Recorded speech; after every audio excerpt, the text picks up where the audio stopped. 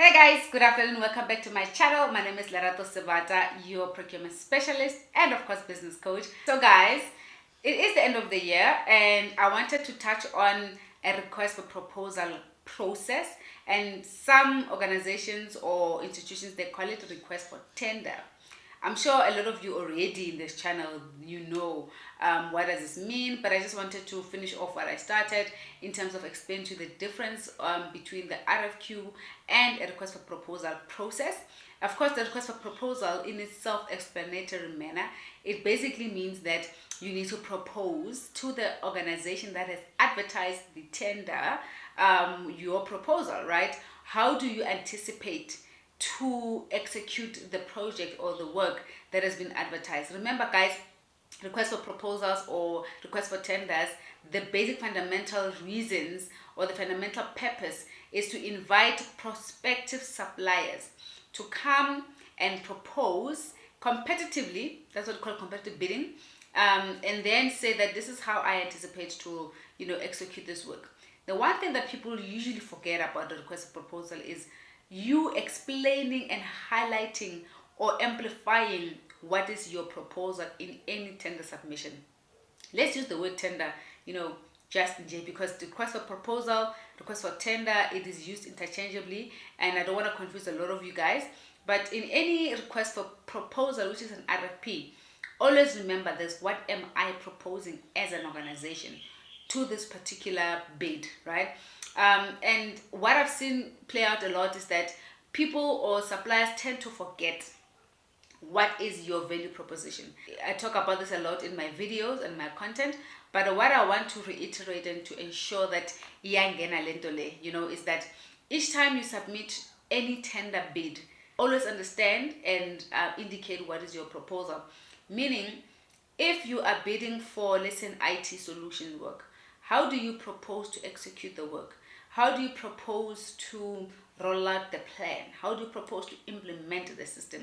How do you propose to manage a team on site? This is not limited to your construction tenders, your cleaning tenders, even your security tenders, any type of request for proposal. Ultimately, you need to highlight what you're proposing.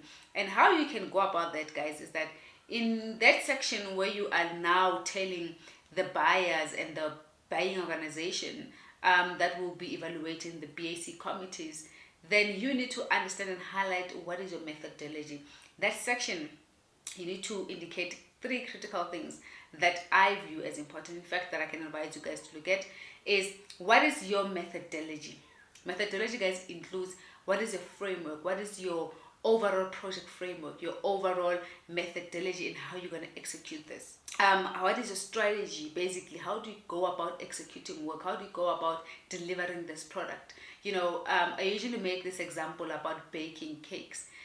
I can bake cakes, maybe some of you guys can bake cakes, but if you had to give us a scope and say, can you please bake 100 scones for maybe 50 people? We need them to be delivered at Gauteng this time. And then you say in your bid, can you indicate how are you going to bake your cakes and how will you deliver? Of course, my baking method will be different to your baking method.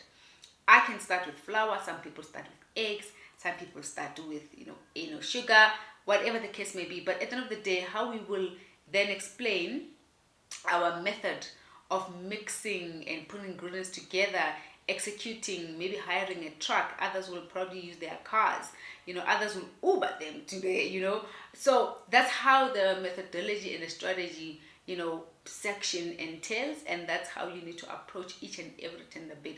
What is a methodology? That is the critical thing. Or what is your approach? How do you approach this project? How are you going to approach you executing this work?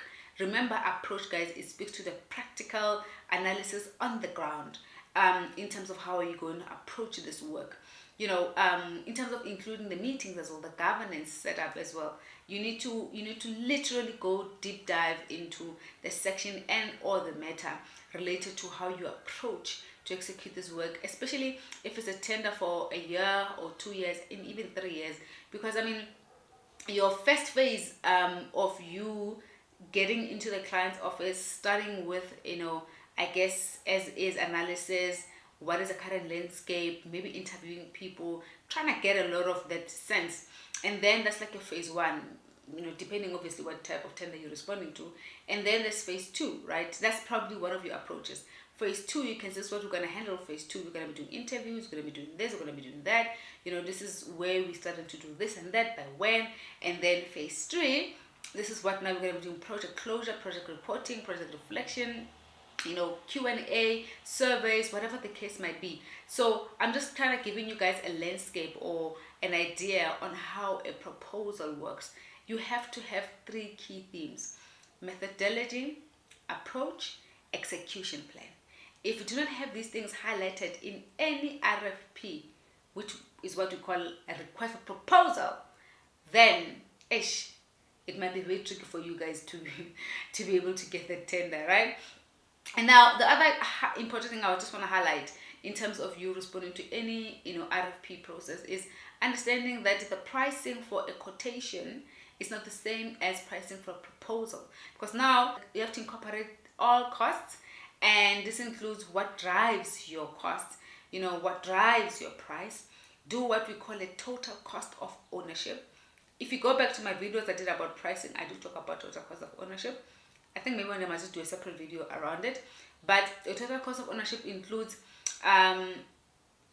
the price of, let's say, where you are renting your offices, your staff costs or consumables, stationery, telephone costs, the actual item of the product that which you will be, tendering for and providing, and then delivery, after sales service, maintenance and support, for example, if it is applicable, inflationary, I guess, indicators that you might need to take into account. So that's what a total cost of ownership entails. You do not do this in a normal RFQ, which is supposed to be quick and easy, right? So, but now you are providing a holistic project and a holistic costing that will entail you performing this particular service for that particular client. So that's then the big difference as well.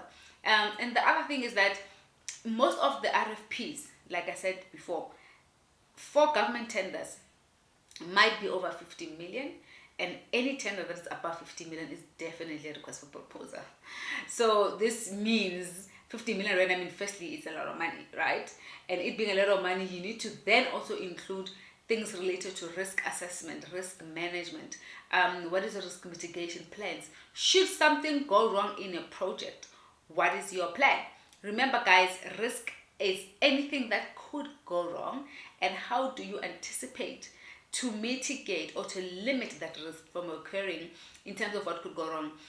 When I did my postgraduate, one of our risk management lectures used to say, what could go wrong in you waking up every morning and then going to work or coming to class for lecture?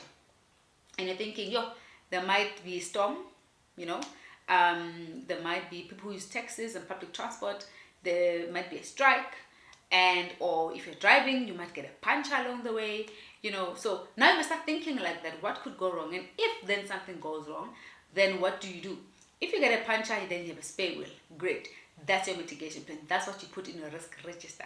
That's what you highlight to the client, Two, if you then, there's a hailstorm, what can you do? Either stay home, and if you stay home, what happens? Do you wait? If you're going to be late, do you connect, online? Whatever the case might be. At the end of the day, you need to come up with solutions that say, this is what I am anticipating as a risk for me to execute this project. And then these are my type of, I would say, mitigation plans that I have in place that can limit the risk.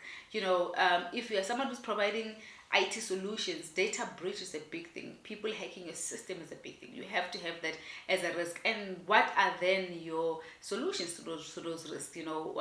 How are you going to keep it, discreet, that the client is not exposed in you managing that risk? You guys must check out the interview I did with ENCA on fraud awareness, right? But this is just the one part that just fits in there. So you get the drill, right? At the end of the day, you need to ensure that you do highlight your risks. You do highlight the fact that you have taken them into account. And these are the things that matter when you're submitting a request for proposal. There's a lot of variables. Of course, I'm just speaking in terms of being generic. But you would see in terms of the scope of work, what does it entail? Then you need to add all of those things. Sometimes you need to propose a team and indicate this is how we're going to scale. This is how we intend to hire so many people, do this, do that, So those are the things that you have to make sure that you take into account, you do not miss in any RFP. I did also mention the fact that some clients will then send you a contract for you to review, and then just to accept the normal terms and conditions. So if you then do that, kudos.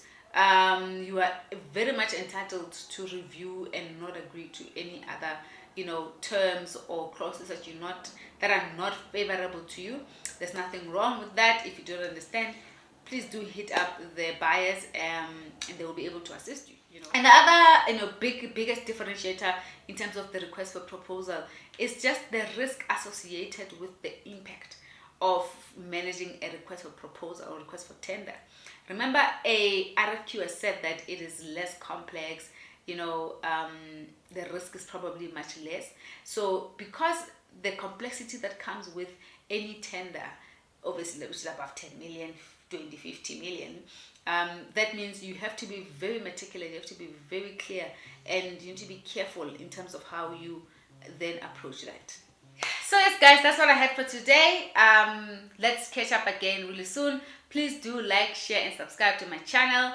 If you need to know all things about procurement, tenders, pricing, everything, subscribe and continue to comment down below. I'll definitely respond to your questions. Have a good one and Merry Christmas.